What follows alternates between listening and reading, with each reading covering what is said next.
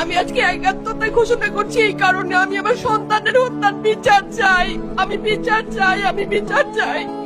এই বিচার আপনাদের নিশ্চিত করতেই হবে। আমার সব সন্তানের কাছে আমার অনুরোধ, আপনারা আমার সন্তানের হত্যার বিচার করুন।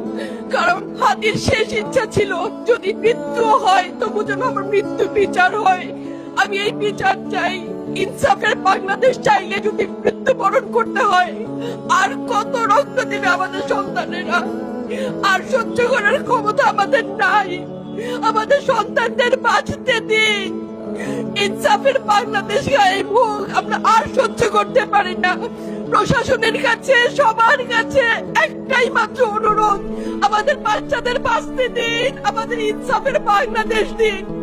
কথা বলার শক্তি আমার নাই, আমার চোখ ভরে আসছে। আমি সহ্য করার শক্তি আমাদের নাই। আমাদের বাচ্চাদের বাঁচতে দিন। প্রশাসন সজাগ হবে কবে? আর কত মৃত্যু আমার বাচ্চাদের দেখতে হবে?